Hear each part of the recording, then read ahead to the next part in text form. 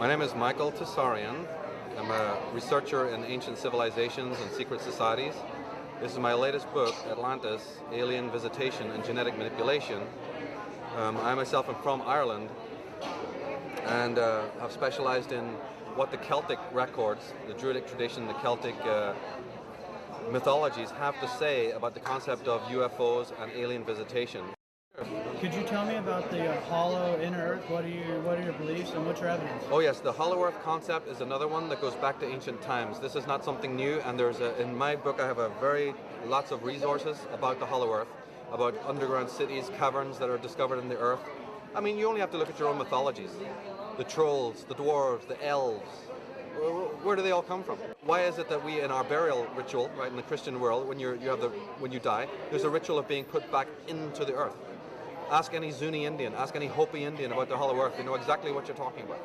It's completely replete in all the mythologies of the world about underground cities. And in fact, Admiral Byrd from the United States Naval Air Force, right? He flew over entrances to the hollow earth. You have experts who know all about this, who've written extensively on the hollow earth. And caverns that sometimes go as far as 8 miles down, with literally thousands of miles of ventilated shafts. Eric von Daniken has gone blue in the face trying to expose this, that these are caverns some of them are not natural, some of them are carved with precision, with laser, tools.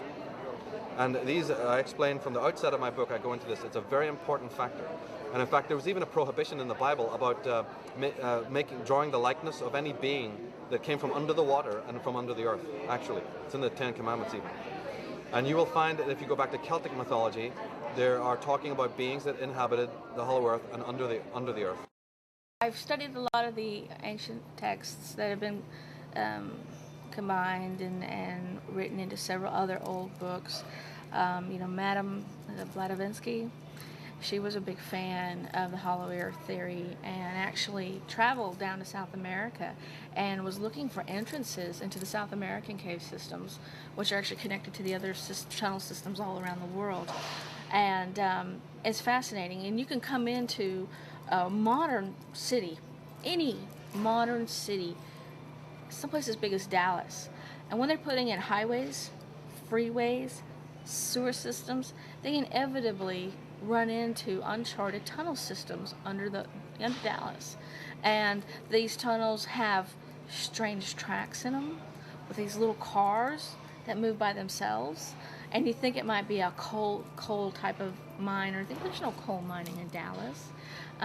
You can go into a real coal mining town like Bridgeport, Texas, where there were actually several shafts back in the turn of the century, about 1800s or so, where they put 7 or 8 shafts into the town, under the town of Bridgeport.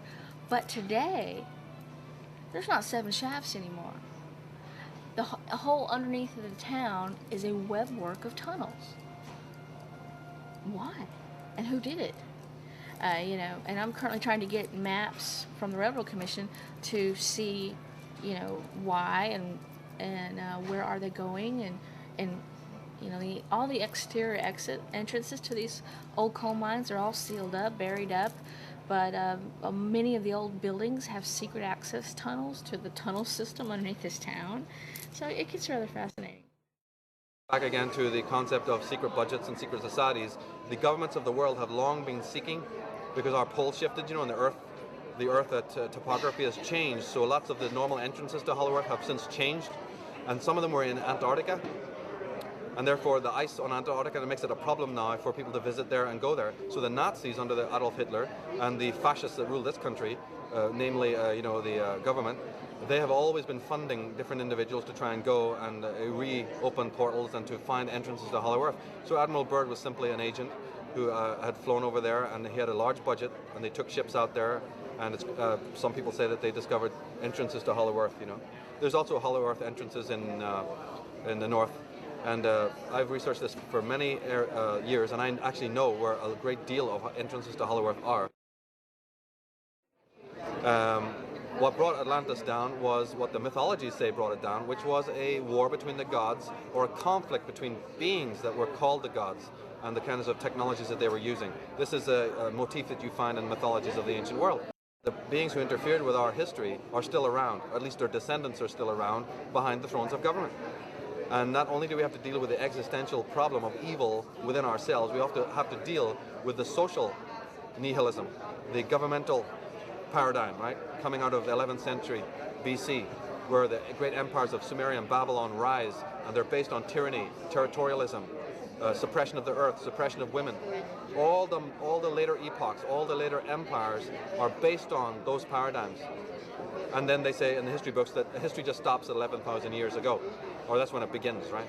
And we don't know what happened before that. A complete fabrication, because all the ancient legends have plenty to tell you about what was happening before that, which was that there was high cultures, high civilizations, who fell by the misuse of magic, who fell by the misuse of energy. You know, this is an old story going back, and we may be heading for the same thing. The Mayan calendar talks about the year 2012. They talk about it being the possible end of our world. I don't necessarily think it'll be the end of the physical world, but it will certainly be the end of the world as we know it from a psychological, sociological, economical point of view. We can definitely expect many changes. We're already seeing that. And now with the attack on September 11th, there is very much a wake-up call to America in general and to the West in general to wake up, to discover that there is an occult history of their country, there is an alternative history of the world. And so my book also focuses on that. You know, the latter part of the book is about solutions, about the occult history, how these alien beings have infiltrated into our societies and are still around. I address the reptilian concept, which has been, of course, the center of what David Icke has been doing, and we have certain differences. And Zachariah Sitchin's work, I talk about that. I'm in the tradition of these kinds of scholars. It is crucially important that this is not accepted as mere history lesson of the past. These motifs have a very great bearing on our age. We talk about the alien DNA from our human point of view. You could use the word evil. You know, maybe it's not quite the right word, but it certainly is a word that implies that whatever the alien mentality was, it was different than ours. And I'll be specific about that. One of the major differences is the fact that these alien beings came from a civilization that was extremely technologically advanced. I mean, you're talking, you know, Mr. Spock and beyond, many grades further than where we are.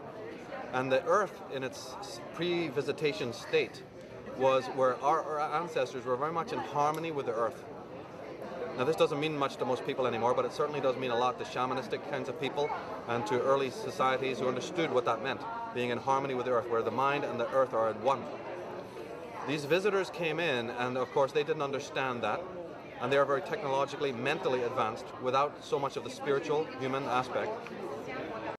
When they crossed our DNA, this is where we inherited this great inner schizophrenia within our own nature.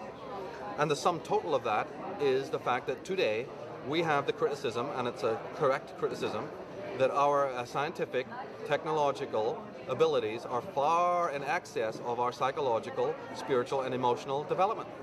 And many pundits, many activists, many scholars have said, why is this? Why is this happening in our society? Well, again, there is a definite answer. It's because we've had a propulsion unit behind us, making sure that we are propelled towards technological advance at the cost of the other. Because this is not something, again, that would happen naturally, right? It just doesn't happen naturally. And if you see it happening in the world, it is because there's some artificial engineering going on that makes sure of this. And it connects to what I'm talking about, where the visitation of these beings has been moving mankind steadily forward in a technological way because they have an agenda. And I talk about that in the book as to why they'd even want to be doing that. And when I talked about the Mayan calendar 2012 as an end game date, well, we're very close to that now. We're already past the new millennium. And philosophers, mystics, psychics are saying that time is going to actually speed up. And I think it already has. This whole 9/11, September 11th, is part of that cycle. Because the decade is better expressed as an ennead, an enneagram, which is divided into three sections, three triangles, if you will. The 9 years are divided into three threes, right? And the last of the first triangle ends in 2003, obviously. 2000 to 2003 is one triangle. So in November 2003, there could be another attack. There could be another debacle. There could be another wake-up call coming for America. It's all based on how well we do in our learning curve.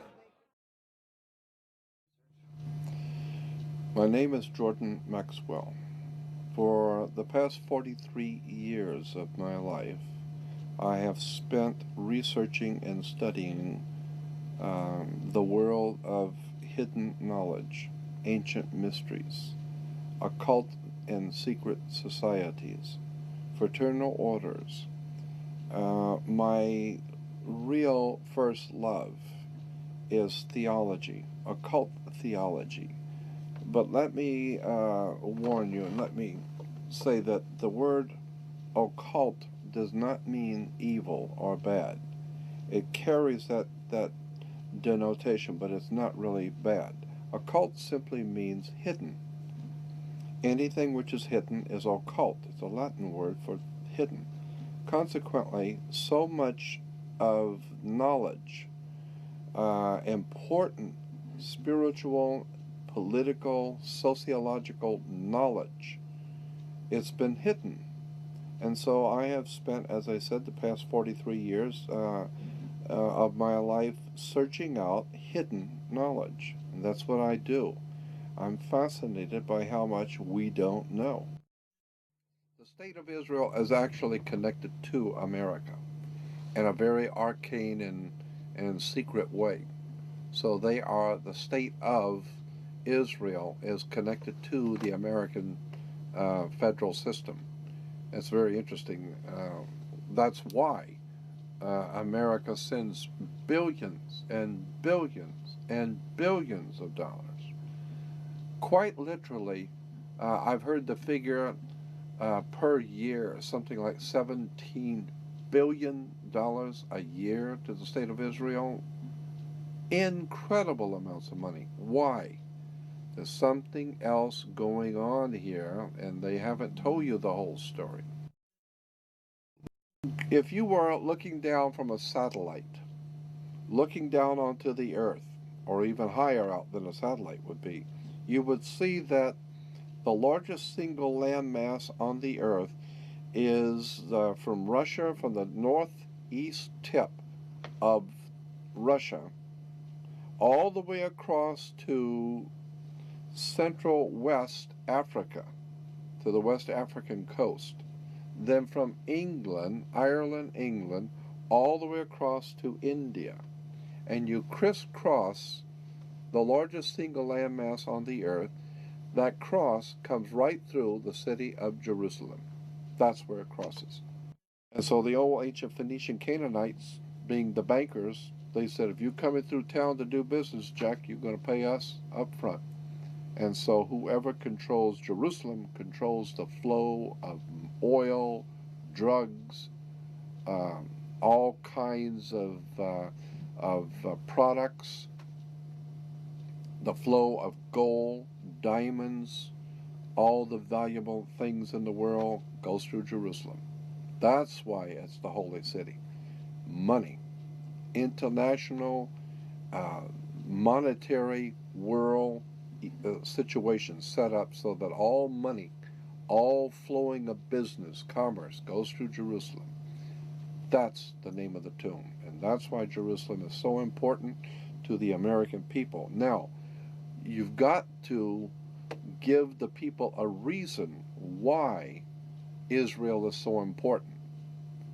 Now, we know that Israel is very important because of strategically where it sits on the trade routes to control the flow of oil, drugs, diamonds, and a lot of drugs in Israel, going through Israel.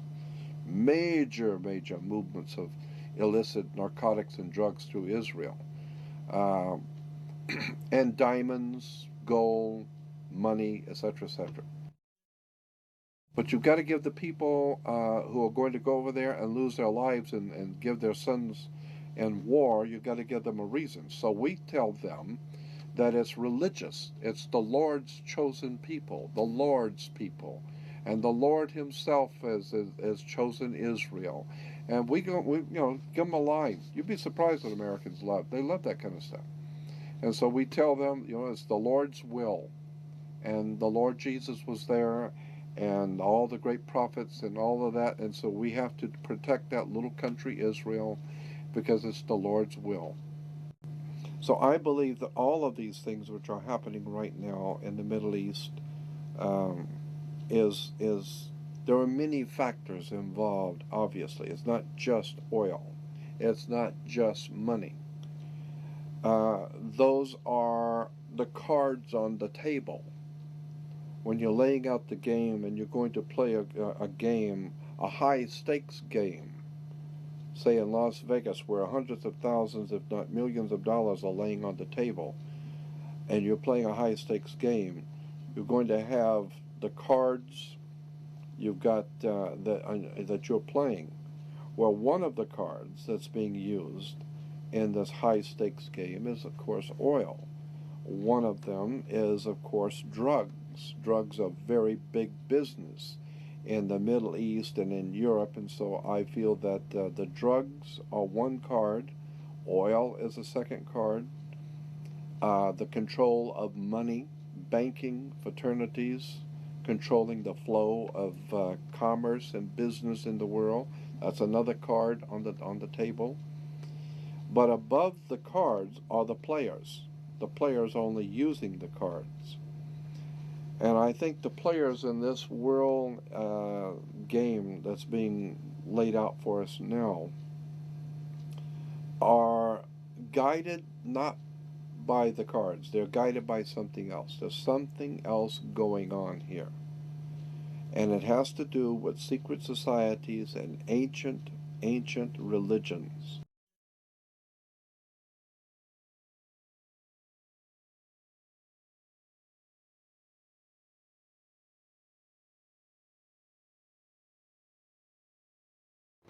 Hi, I'm Jim Mars, and I've always been interested in secret things, alternative stories. My background is as a news reporter, and I learned early on about the so-called secret societies. My question was, do they really exist? And more importantly, do they have any power? Over a period of 30, 35 years, I have studied, read, talked, experienced, and I want to tell you they're real, they're here, and yes, within the inner core elite, they definitely have power. And I think this is an anathema to the whole concept of a free, open, and democratic America.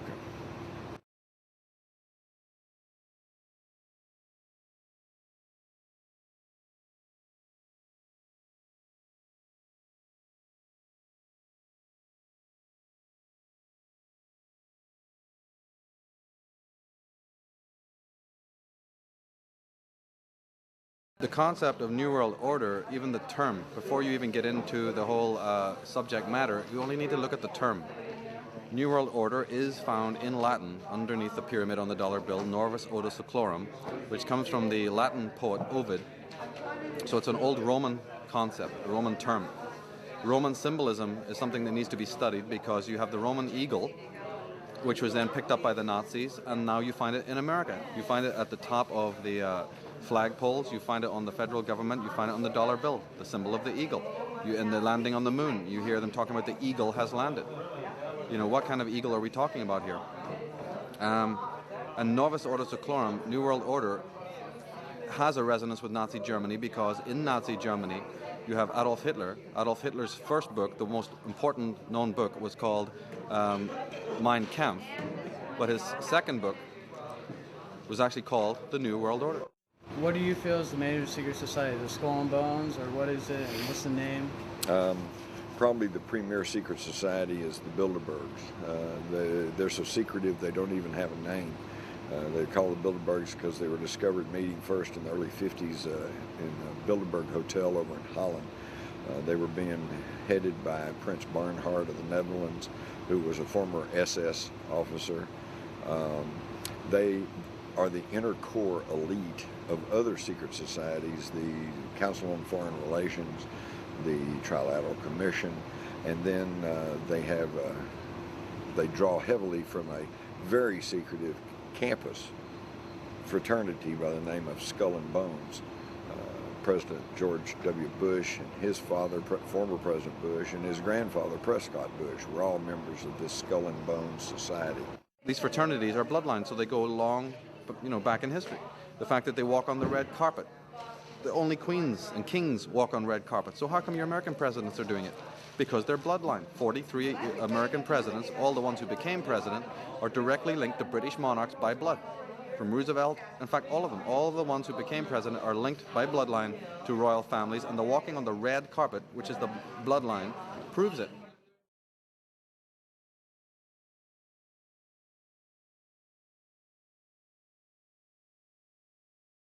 there's a group of probably 300 men that control most of the actions of the world. That boils down to what's known as like the 7 families. And between the 7 families, they all pretty much have divided up the earth as we know it.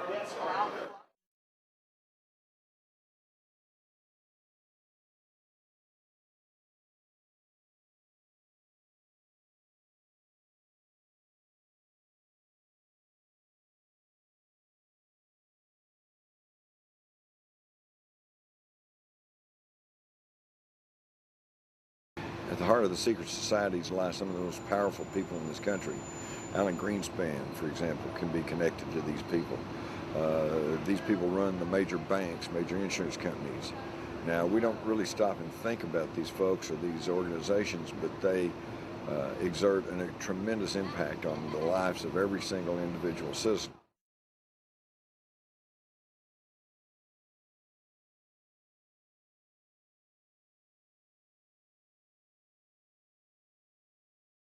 Well, my name's John Greenwald. I've been doing a website called The Black Vault for about 6 years. I research the connections on what the government has done, the investigations they've done in the past, and what I do is I scan all these documents on the internet and have archived over 107,000 pages on the internet. I was able to come up with a little bit of a weird coincidence with the 9/11 conspiracy. I found a document that was the government research into the terrorist organizations and terrorist groups and what their capabilities were and what exactly they may have been planning in the future. They profiled one in particular, and that was obviously Al-Qaeda.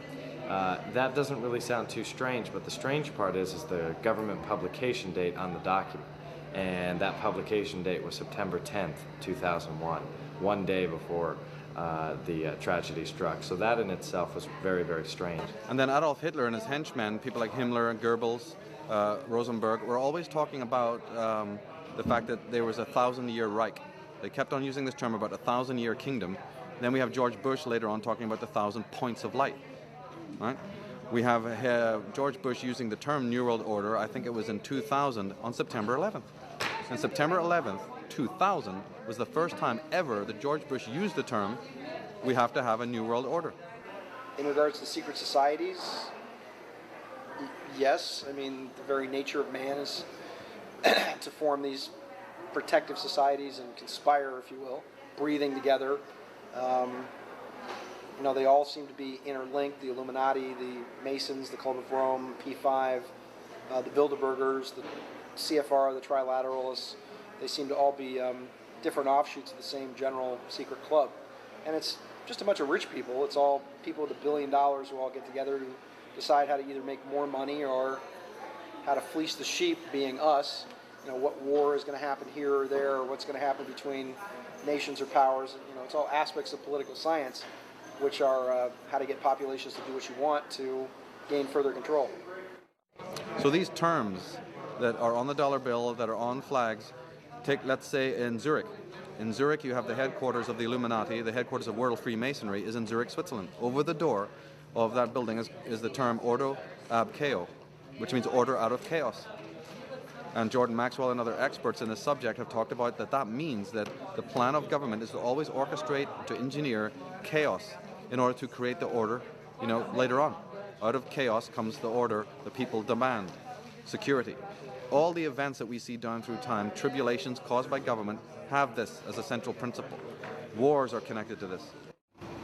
In researching these secret societies, what I found was really astounding. They're nothing new. They track back through older secret societies. They go back in through Illuminized Freemasonry, back to the Knights Templars, back through the Cathars, back through the Rosicrucians. You go all the way back to the ancient mystery schools of Greece and Egypt. And even those schools do not spring whole cloth into existence. They are remnants of the older secret societies in the world, which date all the way back to the ancient Sumerian civilization. And they left behind clay tablets still in existence, which basically state that they were the product of a colonization by people from space. People have been living from day to day, never realizing the profound impact secrets have on us. Secret government, secret projects, secret knowledge. And today we are beginning to see that the world is in serious trouble. I believe that the things which are going on in the world today, not the least of which the Middle Eastern war and Middle Eastern intrigue, I think the machinations that are going on behind the scenes of world government are being orchestrated. I have no doubt in my mind, after 43 years of looking at this subject, that so much of our world, the wars, the violence, the bloodshed, the animosity among races, is purposely designed by someone. Catholic Church is involved in Israel. They're involved in the Holocaust. When the Nazis saw that the war was going bad for them and that they were going to lose the war, that was like 1944. All the top Nazis were given Vatican passports and given safe passage and money through the Vatican banks. Money was given to all the top Nazis to get them out. So the Vatican sent a bunch of Nazis to Uruguay, Paraguay, Brazil, Argentina. We know they're down there. Well, it's all Catholic down there. That's right. That's why they're down there. The scientists and the theoreticians, they sent directly through the CIA, which is the Knights of Malta organization for the Catholic Church. Catholic Church is CIA. CIA is Catholic Church. The CIA broke into the Watergate Hotel. Watergate Hotel is owned by the Vatican. The owners of the Watergate Hotel today in Washington, D.C. is owned by the Catholic Church. It's a Vatican owner. The Vatican owns the Watergate.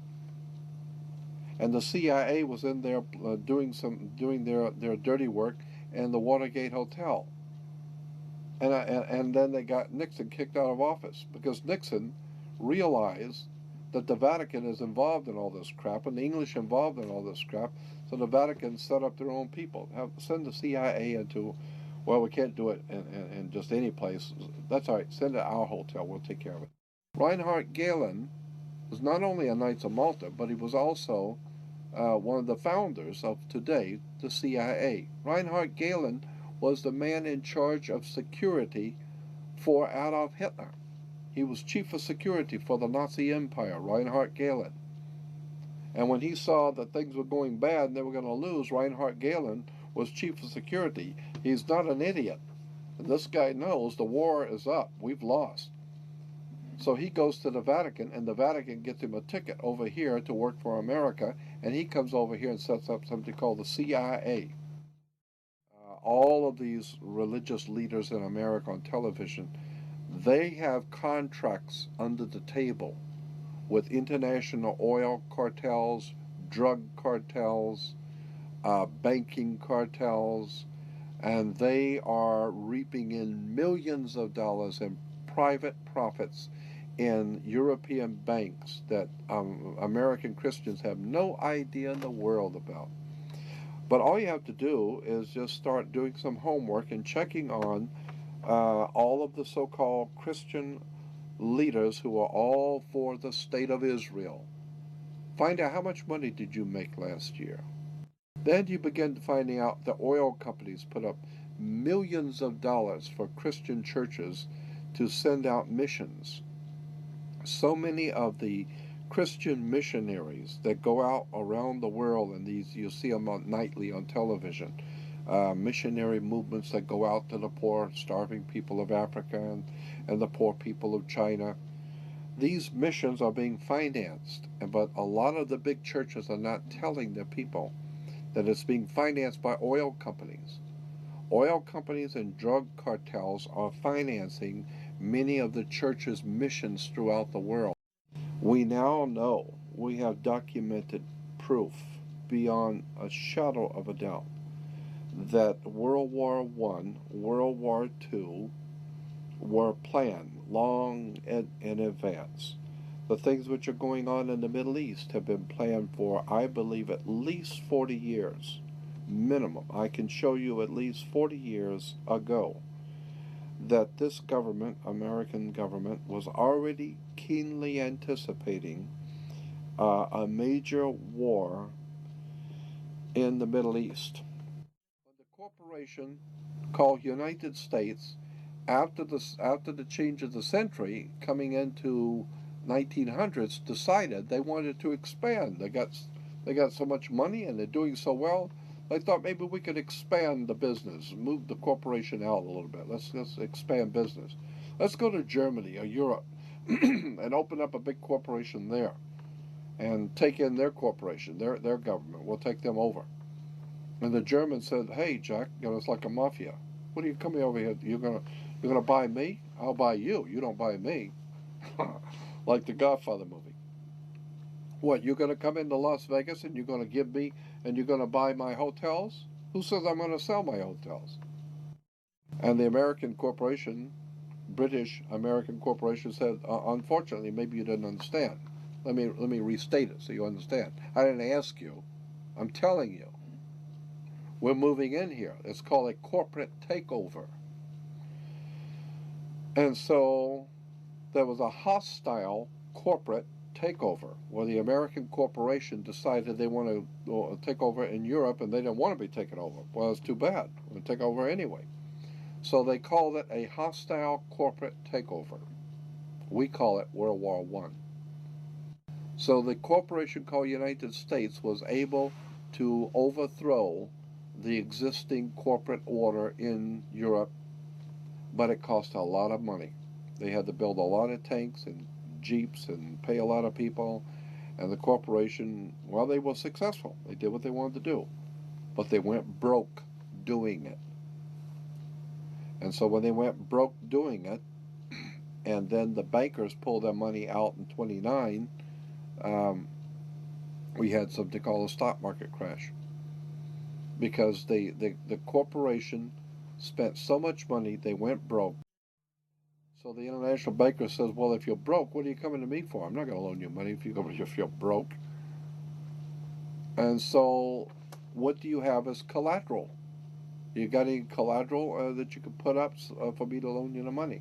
And the corporation called United States, the British corporation called United States, said, "Yes, we have the stock. We'll give you stock in the company. You are the stock in the corporation." So they give your body to the banks in Switzerland. So your body now becomes stock for the corporation called United States, because you are a money maker.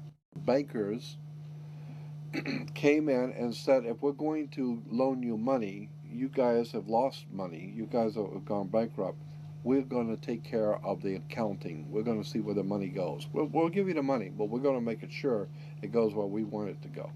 So they set up the Federal Reserve System, and then the collection agency to make damn sure that you people pay us. We're going to set up to keep a record of how much you owe us in business each week. We're going to call that the Federal Reserve. And to make sure that your stock, all the chumps out there in America working, make sure the stock pays us. We're going to make sure they pay us. You don't just tell me you're going to pay. I'm going to make sure they're going to pay. So we will set up a collection agency. Our own personal collection agency is called the Internal Revenue. You mess with us, Jack, and we're going to hurt your face. You owe us money. So the banks loan money to the privately owned corporation called United States, and the United States Corporation gave your body, your birth certificate, to the banks as collateral for the loan, and that's why today Americans are nothing but slaves. Now this is something I want you to understand, and you need to listen carefully, because this is profoundly important. Most people have never heard this and don't even understand what I'm trying to say. So try and follow what I'm going to tell you. There are two kinds of law on the earth, as I've said. One is called civil law, which is the law of the land, and one is called Maritime Admiralty, which is called the law of water. Maritime Admiralty is banking law. And the law on the Maritime Admiralty says that you, because you came out of your mother's water, are a Maritime Admiralty product. This is why the ship is sitting in its berth and it's tied to the dock, and the captain has to give a certificate of manifest to the port authorities, because money is changing hands. This is why when you were born, you have to have a birth certificate. And it's got to be signed by the dock, because that's where the ship is tied to, is the dock. So the dock signs your birth certificate. Why? Because you came down out of your mother's water. You came down her birth canal. You are a Maritime Admiralty product. And therefore your birth certificate is signed by your mother. And where your mother signed on the birth certificate, get it, you will see it does not say parent or mother, it says informant. Your mother was informing that the bank that she has just produced another product to be bought and sold. England, the British Crown, through international banking, owns your physical body, and that's the law. So you can think it's funny all you want. So the bottom line is that you are a Maritime Admiralty product, and therefore the banks own your body. And on the back of the Social Security card will be numbers in red. On the front will be in blue or black, but on the back will be in red. The numbers on the back of a Social Security card in red designate your body. It is the serial number of your stock. And this is why if you're wealthy, you are preferred stock. If you're poor, you are common stock. But you are a stock on the stock market. Your body is bought and sold through the use of your birth certificate. And if you could get your original birth certificate back, you would find that on the back of the birth certificate are all the banks around the world. All over the world, banks have used your birth certificate because you are a stock in a Maritime Admiralty banking scheme where you make money for banks. So consequently, the corporation and government and people who want to control you, they create a second you, and that second you that they control, that they created, is all capital letters. Check it out. Anytime you get a bill, you get a lawsuit, you get a fine, a ticket, somebody sends you a bill from the Department of Water and Power, check it out on your driver's license, on your Social Security card, on your insurance cards, anything, period. Anything having to do with business, your name will always be in all capital letters, because only all capital letters can be dealt with by banks and government. Anytime you have a name upper and lowercase, that applies to you. I got no control over you. You sign a contract in which your name is in all capital letters, now I can take you to court. Now I can take you. As a matter of fact, the judge sits on the bench. He rules from the bench. The word bench in Latin is a bank. Look it up in a Latin dictionary. So the judge rules from the bench. Right, because he's ruling for the bank. Why? Because somebody's going to pay. It's just a game here. The Queen of England wants a cut of the American blood. She wants a piece. So it's going, somebody's going to pay, and the money's going to go where? Into a bank. That's right. The judge rules for the bank. So consequently, if you are working in California making money, you are then referred to as a franchisee. You're a franchisee of a foreign corporation. 1849 Constitution of California. 1849 Constitution of California says no California citizen will ever pay taxes in California state, ever. There will never be a state tax in California, ever. That's the Constitution in California. But if you say that you're a United States citizen, you're saying you work for a privately owned corporation called United States. Therefore, you are a franchisee of a foreign corporation. Therefore, you must pay the California Franchise Tax Board, not California State Tax Board. There is no state tax in California. You pay the California Franchise Tax Board because you're a franchisee of a foreign corporation on the maritime banking law, international law. You work for the Queen of England. Your butt is owned by the Queen of England and a corporation called United States, while a man called Bush is the president of the British corporation. You want to talk treason? You need to wake up and find out how this stuff really works. Because once you understand that you don't need to submit yourself as an American to a British commercial venture called courts. You're an American. You don't need to go to court.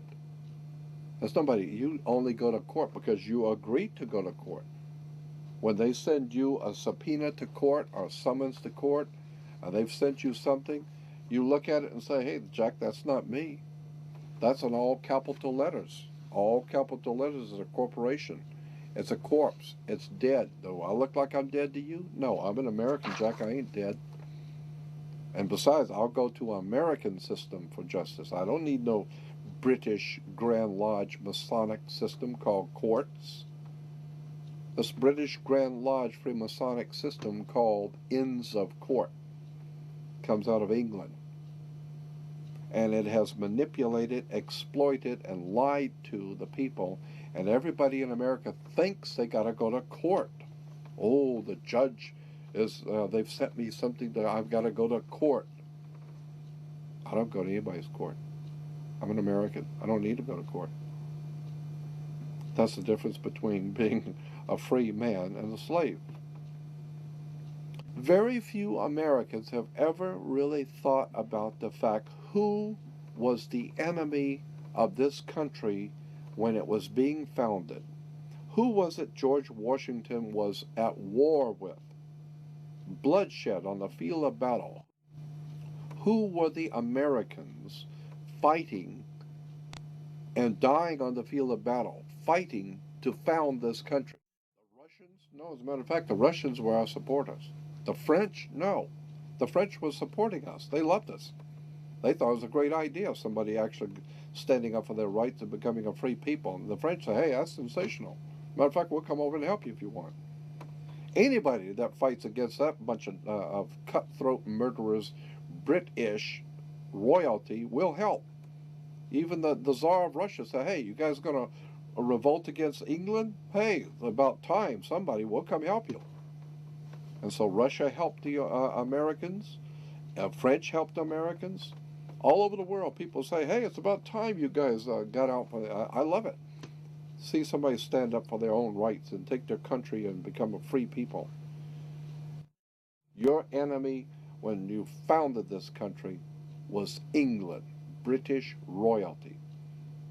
When Americans stood up in the field of battle and whipped the King of England's ass and sent the British back with their asses bleeding, all over the world, wealthy people, potentates, kings, rulers, princes, all the powerful people in the world, all over the earth, were watching. And they say, hey, we heard the King of England got his ass kicked last week by a little group of people called Americans.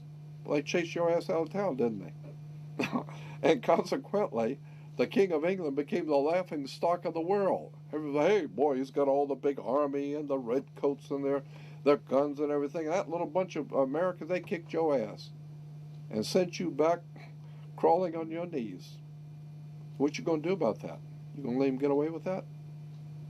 And so the king realized he could not.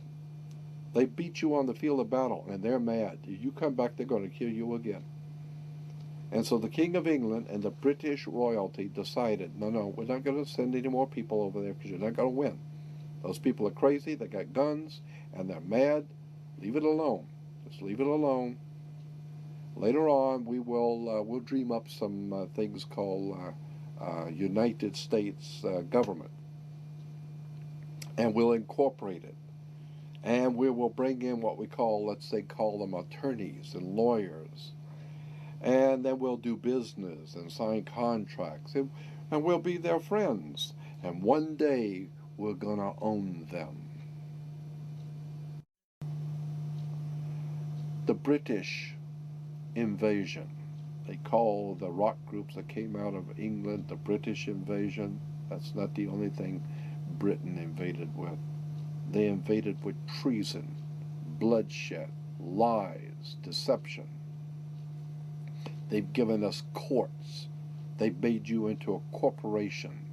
They've made you so that you are politically dead. You walk into a courtroom and the judge wears a black robe. Black is the color of death. I mean, you've got Dracula wears a black robe. Frankenstein wears black.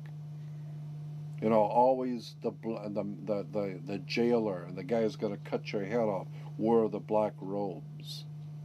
What is this black robe stuff of judges? Where does this black robe stuff come from? Somebody needs to do their homework and find out America has been raped.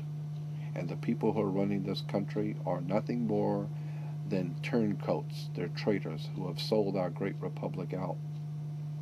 They've sold us out to our masters in England.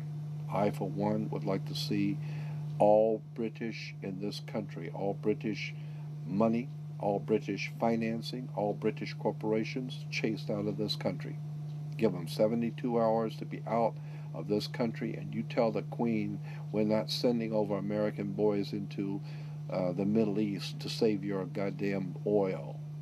Tell the Queen no longer will Americans crawl on their knees to that woman, to the Queen of England. What a travesty. What a travesty in this country to watch America, the great republic, being raped by the British royalty. Somebody needs to do their homework. It's all business. I don't want you to take this personal. It's just business. This is the way banks work. This is the way courts work. This is the way government works. They manipulate and use words and terms and frighten you. I, for one, am not only not frightened, I'm tired of the lies and deception. I'd like to see America free again. That's my feeling. And thank you and good night.